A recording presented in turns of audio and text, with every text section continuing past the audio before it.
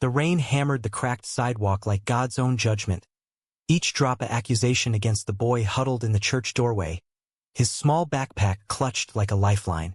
"You're not my son anymore," his mother spat, her voice cracking over the storm's roar, eyes wild with the fear she'd swallowed whole from Sunday sermons and small-town whispers.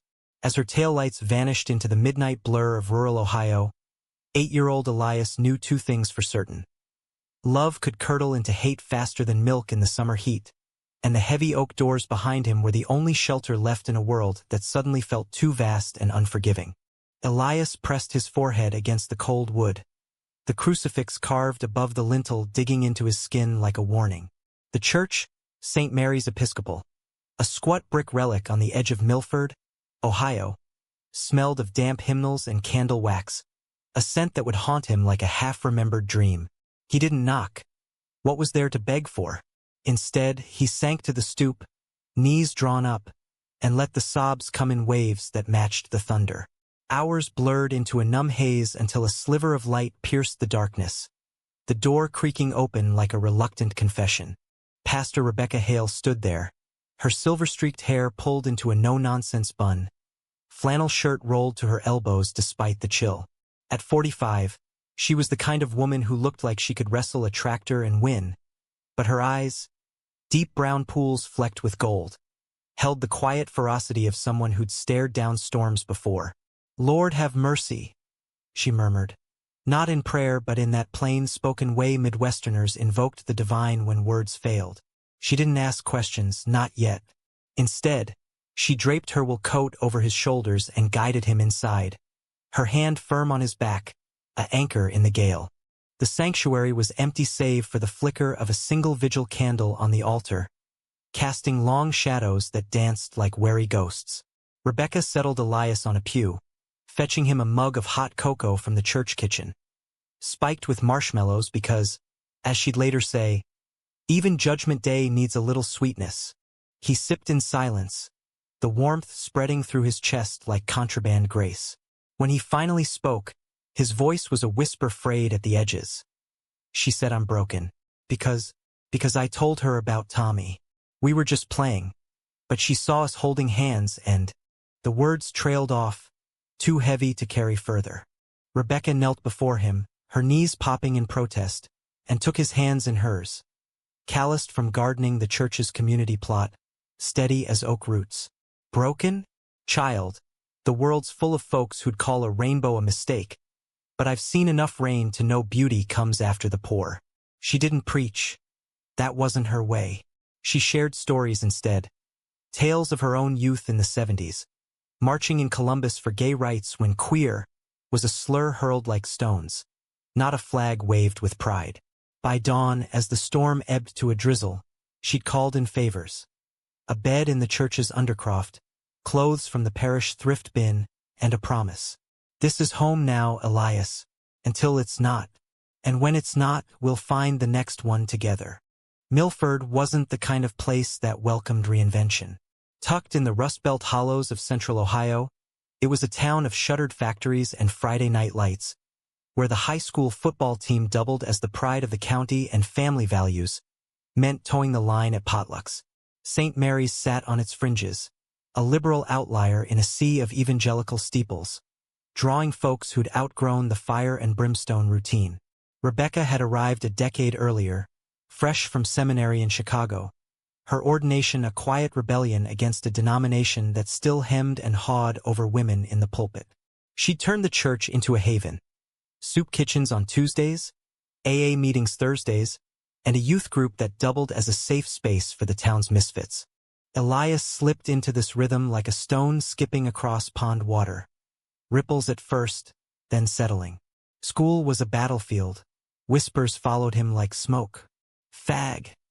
The bigger boys hissed in the locker room, their punches landing soft but stinging, echoes of his mother's fury. But Rebecca was there at pickup, her old Ford pickup idling curbside, a thermos of soup at the ready. Evenings were for homework at the kitchen table in her modest parsonage, where the walls groaned with bookshelves sagging under theology texts and dog-eared novels by James Baldwin.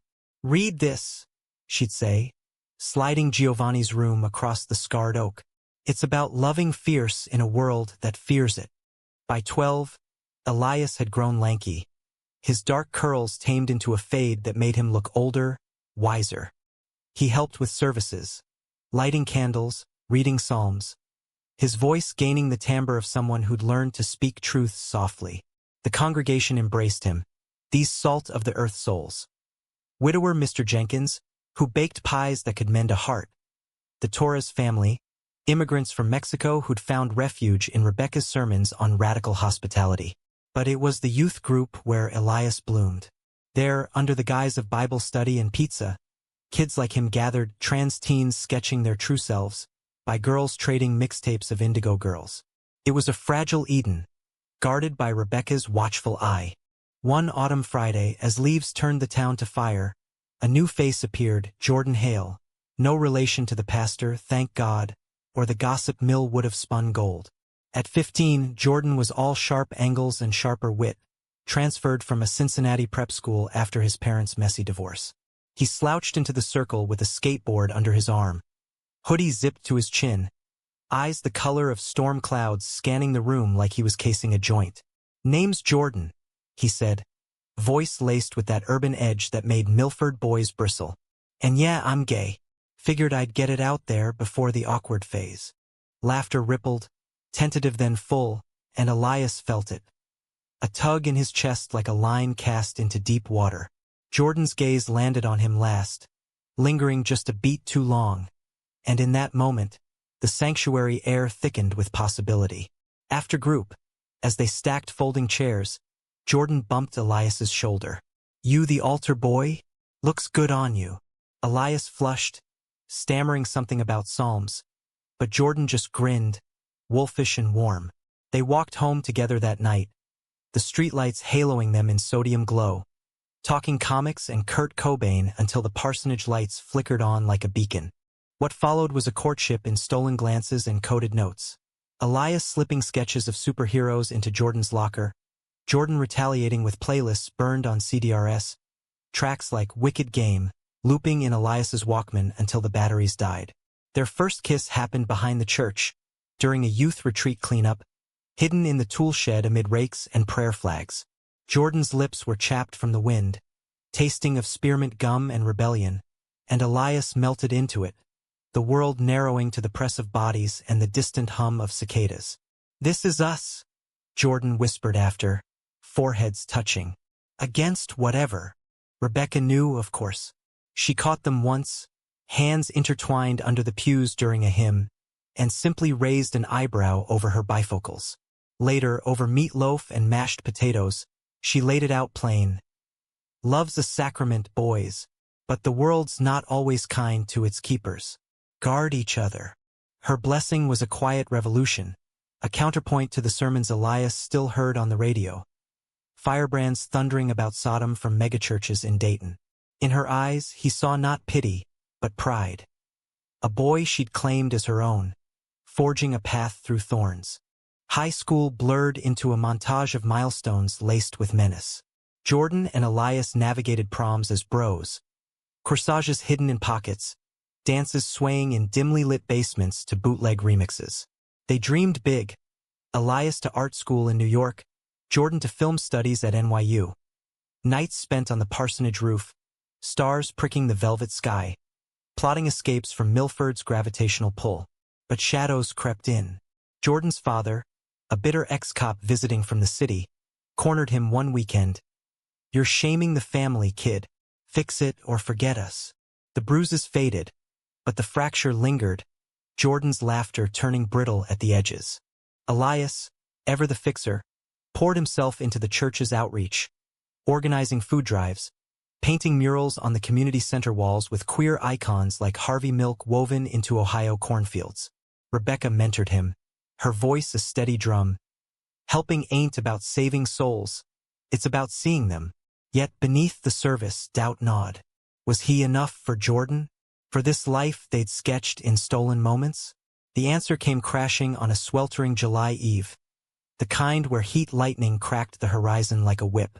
They were at the river, the Hawking's lazy current murmuring secrets, fireflies winking like conspirators. Jordan had been distant, texts curt, excuses piling like autumn leaves. "Talk to me?" Elias pleaded, the words tumbling out as they sat on a frayed blanket, knees touching. Jordan's face crumpled, and he pulled a crumpled letter from his pocket. Creased from too many readings. "Dad's offering tuition. Full ride to UCLA. But only if I go to one of those camps. Conversion shit. Says he'll disown me otherwise." The air sucked from Elias's lungs, sharper than any punch. Betrayal? No, not from Jordan, but from the world that wielded family like a weapon. "Then we fight it," Elias said, voice stealing. "Rebecca knows lawyers, activists. We don't bend." But Jordan's eyes were haunted. The boy who'd once kissed him fierce now fraying at the seams. "I can't lose everything, Eli. Not again." The silence stretched, a chasm widening, until Jordan stood, shoulders slumped. "I need time." He walked into the dusk, leaving Elias with the echo of waves and a heart fracturing like glass underfoot. The weeks that followed were a slow bleed, Milford's summer humidity mirroring the stickiness in Elias's chest. Jordan ghosted, group texts dodged, youth meetings skipped under flimsy pretexts. Elias threw himself into the church's annual Pride Ally workshop, a bold venture Rebecca had championed despite the diocese's raised eyebrows. "We're not waving flags," she told the vestry, her drawl unyielding. "We're building bridges. And if some burn, we'll cross the river anyway." Elias led sessions for parents, his sketches projected on the nave wall. Diverse families under rainbows, not as symbols but as homes. But each night, alone in his room with the fan whirring like white noise for grief, he traced Jordan's last note in his journal, the ink blurring under tears. Rebecca noticed, of course. She cornered him in the garden one dawn, trowel in hand, dirt smudged on her cheek like war paint. "Grief's like weeds, Eli. Gotta pull 'em before they choke the roses." He spilled it then, the whole tangled mess, and she listened without interruption, her nods measured as metronome beats. When he finished, she set the trowel aside and pulled him into a hug that smelled of earth and elderberry wine. Betrayal ain't always a blade from the hand you love. Sometimes it's the world's weight on shoulders too young. Give him grace, but don't wait forever. Grace was easier preached than lived. Elias's art turned raw, canvases slashed with acrylic fury, figures entwined yet torn by invisible fissures. His teachers at Milford High praised the emotional depth, blind to the autobiography bleeding through. Soccer practice became his outlet, cleats pounding turf until his lungs burned. The team's rough camaraderie a poor substitute for Jordan's easy touch. And then, like a plot twist in one of Rebecca's old VHS rentals, Caleb arrived. Caleb Whitaker was the exchange student from Seattle, broad-shouldered and bookish, with freckles dusting his nose like cinnamon and a laugh that rolled like distant thunder.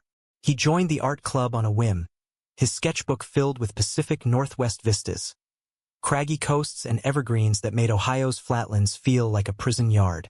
"You're Elias, right? The one with the murals?"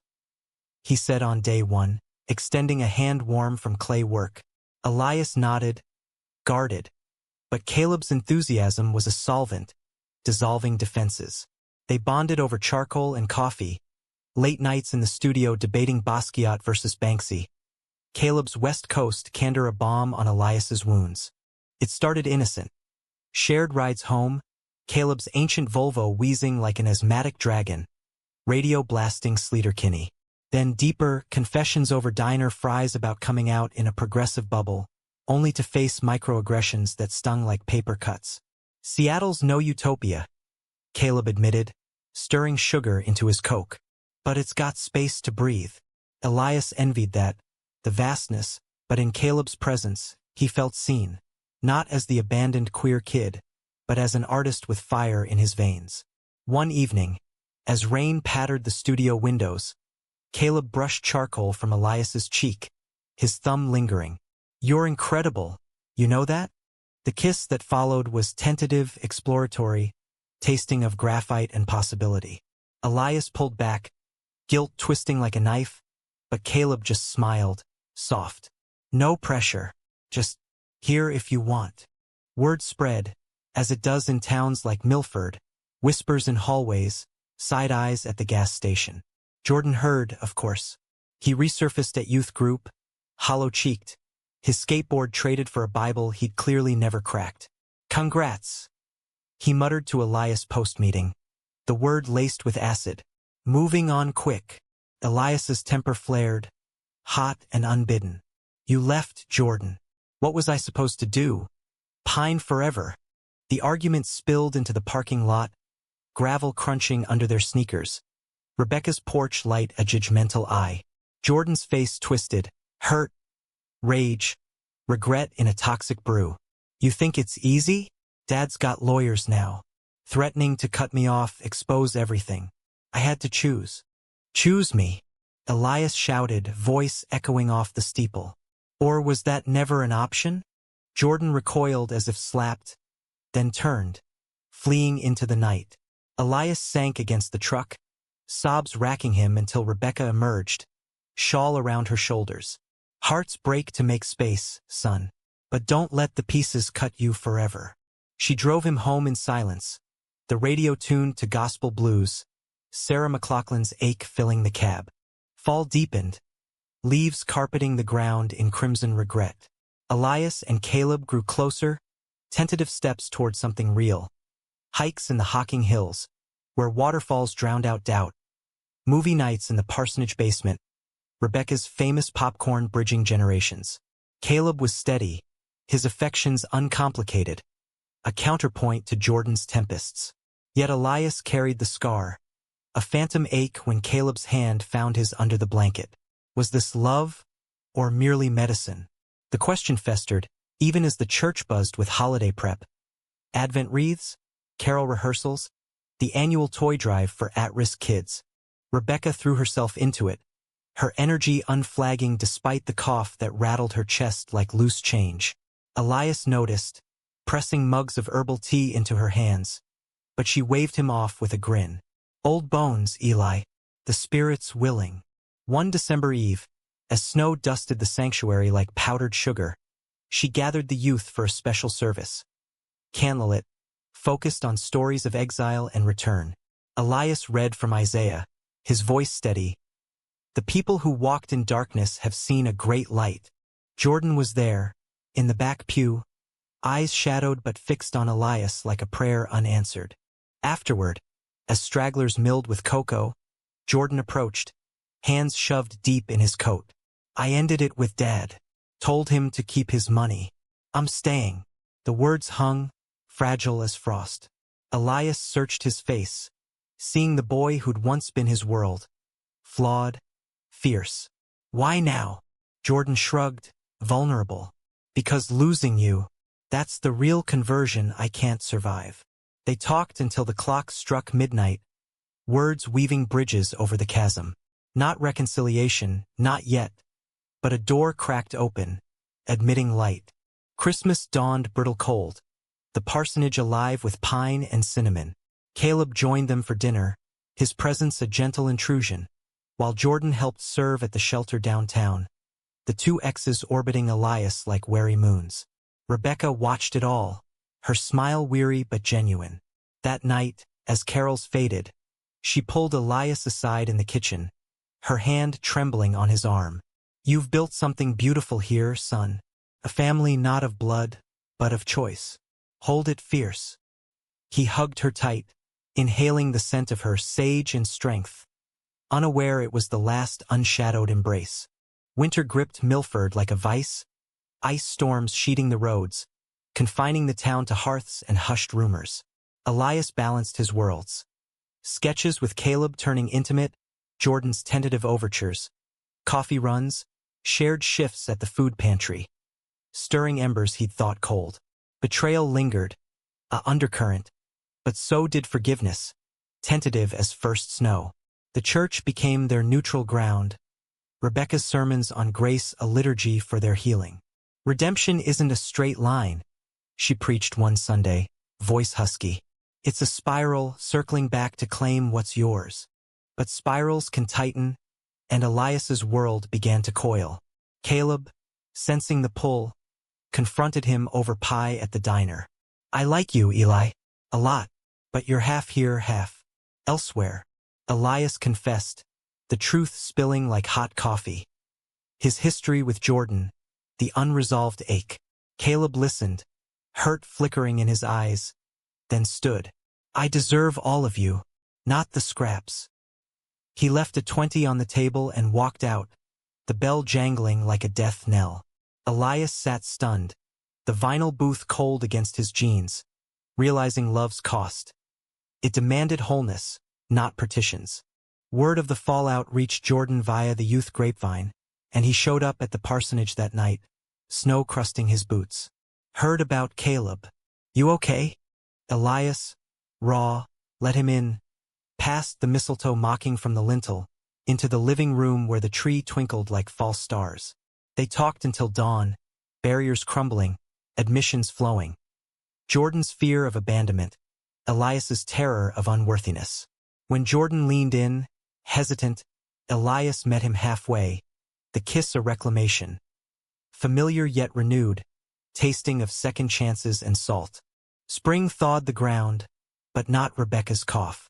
It worsened, a persistent shadow, until tests confirmed the unthinkable. Stage 3 lung cancer, aggressive, inoperable. The diagnosis hit like a freight train, derailing everything. Rebecca broke the news in her office, surrounded by stacks of sermons and succulents, her humor intact. Guess the Lord's calling me home early. Plenty of pie up there, I hope. Elias shattered, clinging to her like the boy on the stoop years before. You can't leave. Who'll hold us together? She cupped his face, thumbs brushing tears. You will, Eli. You've got the heart for it. And Jordan, he's your North Star. Don't let fear dim it. Hospice was swift, the church a vigil of prayers and potlucks. Jordan moved in to help, his presence a quiet anchor, fetching meds, holding Elias through nights of sobs. The congregation rallied, but it was their shared vigil that forged something unbreakable, love tempered in grief's forge. Rebecca slipped away on an April morning, dawn painting the bedroom in rose gold. Her last words, whispered to Elias, keep helping, it's the holiest work. The funeral was a tapestry of tributes. Queer youth she'd mentored carrying the casket, allies from Columbus Pride reading eulogies. Elias spoke last, voice breaking. She taught me family isn't given. It's grown. Like a garden, weeds and all. As dirt pattered the coffin, he felt her in the wind. A benediction, urging him onward. Summer scorched Milford anew, the air thick with cicada hymns and the scent of cut grass, but Elias moved through it shrouded in gray. Rebecca's absence was a hollow in the parsonage, her chair empty at meals, her laughter a ghost in the halls. The church board pressed for an interim pastor, but Elias fought it, volunteering to co-lead services with a retired colleague, Ms. Harrow, a no-frills widow with a knack for potlucks. You're not ready to let go, she told him kindly, over coffee in the narthex. But holding too tight strangles the growth. He nodded, knowing she was right, yet the interim felt like eviction. Jordan was his constant, the one bright thread. With Rebecca's blessing echoing, they'd rebuilt, dates at the drive-in, hands laced under quilted blankets. Lazy Sundays sketching in the garden, Jordan's film camera capturing Elias in golden hour, unguarded. You're my muse, he'd tease, but his eyes held reverence, a depth born of loss. Yet beneath the idol, fissures formed. Jordan's father resurfaced, emails laced with oily olive branches. Come home, son. Therapy works wonders. Jordan deleted them, but Elias saw the toll. The way his jaw tightened, sleep evading him like a thief. Elias channeled grief into action, expanding Rebecca's outreach into Hale House, a drop-in center for LGBTQ+ youth, funded by GoFundMe and parish pledges. Housed in the church basement, it buzzed with art supplies, board games, and counselors from Columbus. Elias ran the first workshop, a circle share on found family, his voice steady as he shared his story. The abandonment, the raising, the love that endured. Kids opened up, runaways with haunted eyes, trans teens binding wounds literal and figurative. You get it? A girl named Riley whispered after, her bracelet jangling like hope, not just words. One muggy August afternoon, as laughter echoed from a game of Uno, the door banged open. Caleb stood there, duffel at his feet, freckles faded under a summer tan. "Back for senior year," he said, grin sheepish.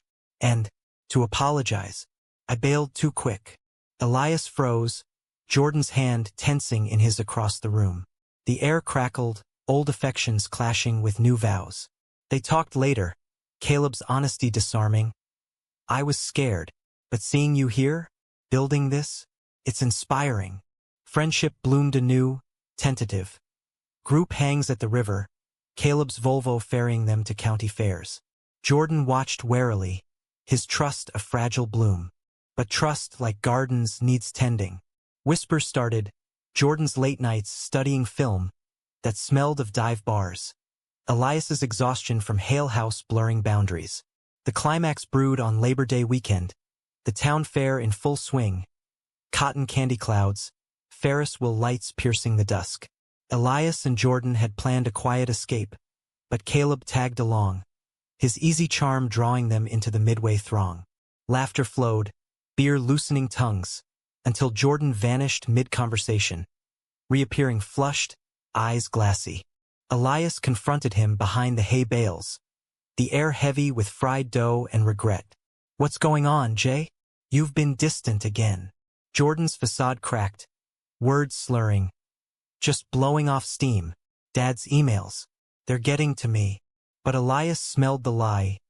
Cologne not his, a hickey blooming faint on Jordan's neck.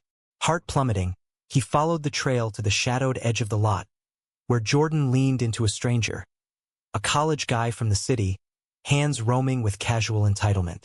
The betrayal landed like a sucker punch, Elias's gasp shattering the moment. Jordan whirled, face ashen. "Eli, it's not." But Elias was already running, fairground lights blurring into streaks, chest heaving with sobs.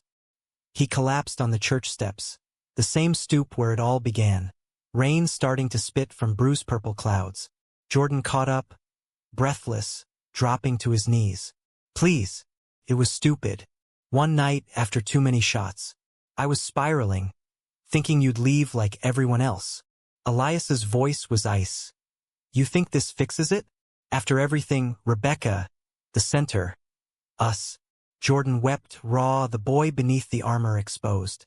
"I don't deserve you, but I love you. Terrified of losing, so I push first." Dawn broke sodden, the fair's detritus littering the fields like confetti regrets. Elias sent Jordan away, needing space, the parsonage a sanctuary of solitude. Days blurred into a vigil of his own. Hale House his lifeline, kids' stories mirroring his fractures. Riley shared her own betrayal, a girlfriend's ghosting after coming out. "It hurts," she said, "but it doesn't define you." Elias nodded, the words a seed. Caleb appeared one evening, bearing pizza and no expectations. "Heard. Want to talk?" They did, hours unraveling the knot, Elias's fear of patterns repeating, Caleb's quiet admission.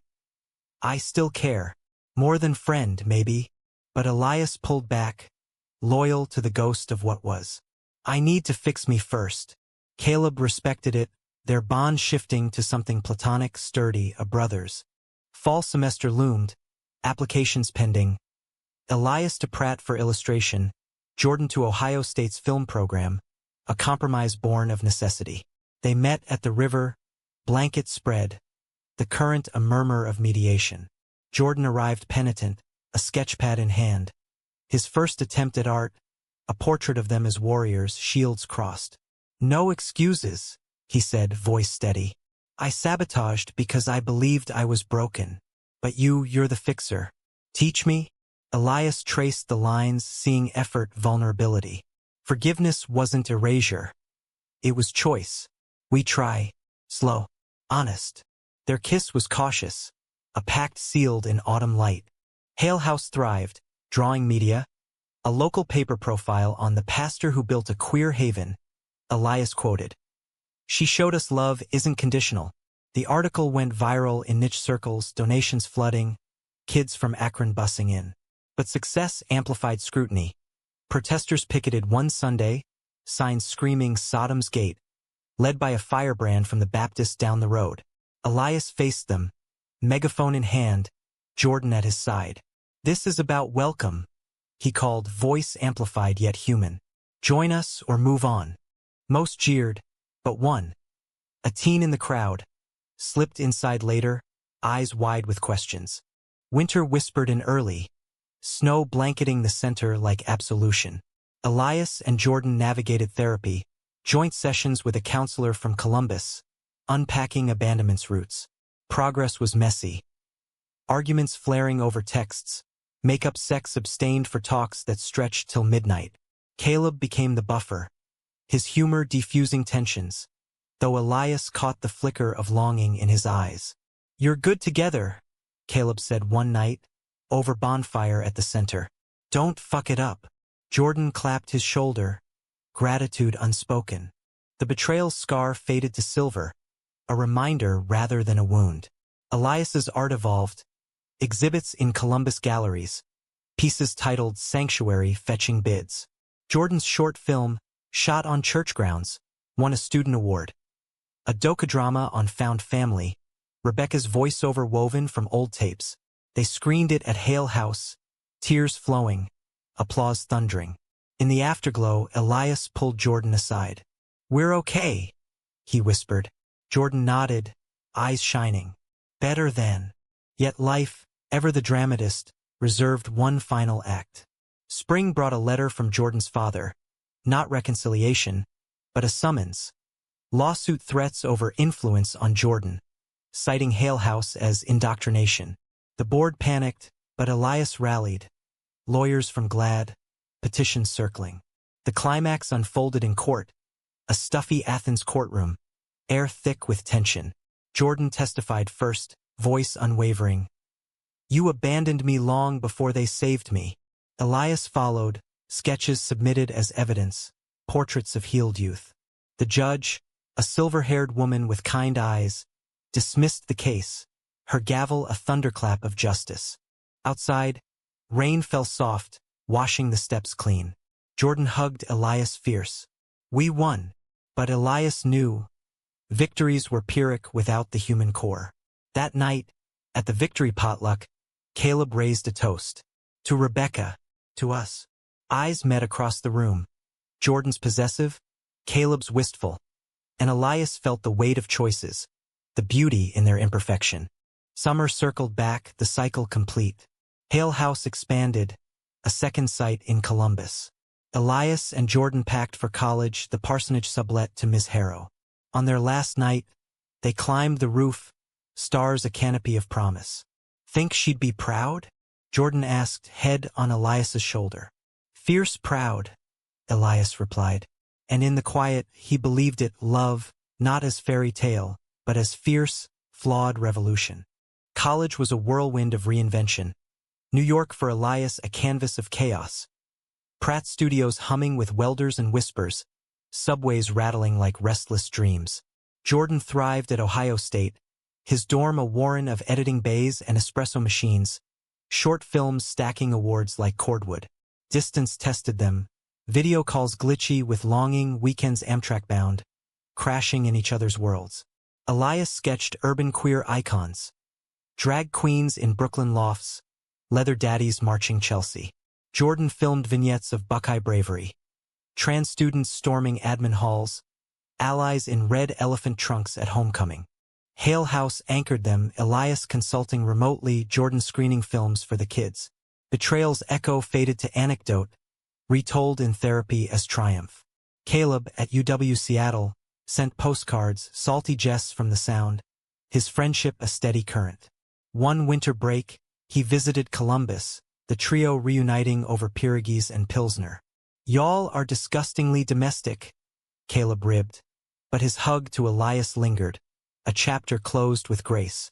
Rebecca's legacy bloomed. The center franchised, Hale Havens, dotting the Midwest, Detroit, Indianapolis, even a pilot in Pittsburgh.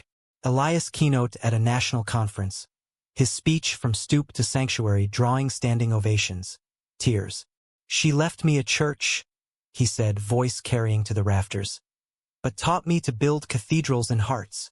Jordan filmed it, the clip going viral, donations surging. Yet success shadowed doubt. Was Elias commodifying pain? Jordan quelled it, nights tangled in his childhood bed. You're honoring her. Living it. Conflict resurfaced subtly. A donor scandal at Hale House Columbus. Funds siphoned by a rogue board member. Elias flew in, depositions dragging like anchors. Jordan joined, his investigative eye uncovering the rot. The betrayal stung. Another trusted soul fallen. But they faced it united, testifying in a fluorescent-lit hearing room. Trust is earned daily, Elias told reporters after. The headline, Queer Youth Advocate Exposes Fraud. Vindication was bittersweet. A reminder. Even havens harbored thorns. Climax brewed that spring, Jordan's thesis film premiering at Tribeca. Echoes of Exile. A narrative hybrid starring Elias as a pastor's ward navigating love and loss. The screening was electric, critics hailing its raw humanism. But post-panel, Jordan's father materialized in the lobby, suit crisp, eyes hollow. Saw the promo, thought, maybe talk. Jordan stiffened, Elias's hand a lifeline. They retreated to a dive bar, the elder Hale nursing a scotch, words tumbling. Regrets over divorce, over the camps, over the son he'd nearly lost. I was scared. Of you. Of me. Forgiveness wasn't instant, Jordan's walls thick, but seeds planted. A tentative coffee date planned, boundaries drawn like battle lines. Elias's own reckoning came midsummer, a gallery show in Soho, Roots and Rainbows. His centerpiece. A triptych of Rebecca, from stoop silhouette to garden guardian to ethereal light. Opening night buzzed, collectors circling, but Caleb's arrival unmoored him. Fresh from a breakup, Seattle's rain mirroring his melancholy, Caleb confessed over rooftop wine. I never stopped, but seeing you too. It's right. Elias hugged him, tears salting the skyline. Your family. Always. Dawn broke with closure, Caleb boarding a red eye, their bond purified. Fall deepened commitments. Jordan proposed during homecoming. Not with rings, but with a storyboard. Frames of their life, ending in forever. Elias laughed through tears, sketching his yes on the final panel. No wedding bells yet, elopement whispers for postgrad, but the pact sealed their orbit. Hale House celebrated. A surprise party in the basement, kids toasting with sparkling cider. To the founders, Riley said, now a junior counselor, her voice steady. Yet the story turned poignant that winter. Elias's mom resurfaced. A letter forwarded from Milford, postmarked Florida. Saw you on TV. Proud maybe. Sorry doesn't cover it, but doors open. He read it aloud to Jordan by the parsonage hearth. Flames dancing shadows. Rage flared, then ebbed to ache. She started the break, he said. But Rebecca mended it.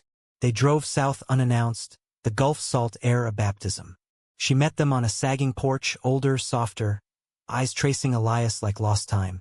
Words faltered, apologies, absolutions, but in the silence, hands touched. Not reunion, but reckoning.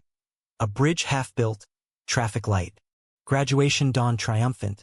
Elias's thesis a graphic novel, sanctuary sketches, optioned for adaptation. Jordan's MFA with honors, a fellowship to Sundance. They loaded a U-Haul for Brooklyn, Hale House keys passed to Riley.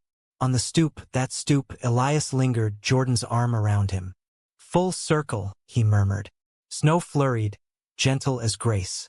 Years wove forward, threads intertwining. Elias illustrated children's books on diverse families. Jordan directed indies lauded for empathy. Betrayals became backstory, conflicts compost for growth. Elias mentored at-risk artists, Jordan filmed docs on queer elders. One eve on their brownstone stoop, echoing the first, Elias sketched Jordan, curls silvering. Think she'd smile? Jordan asked, chin on his shoulder. Beaming, Elias replied. And in the hush, with city hum as him, they knew, love, dramatic and deep, was the truest humanism. Flawed, fierce, forever. In the end, it wasn't triumph or tragedy, but testament. From abandonment's reign, a rainbow arched, human, hopeful, home.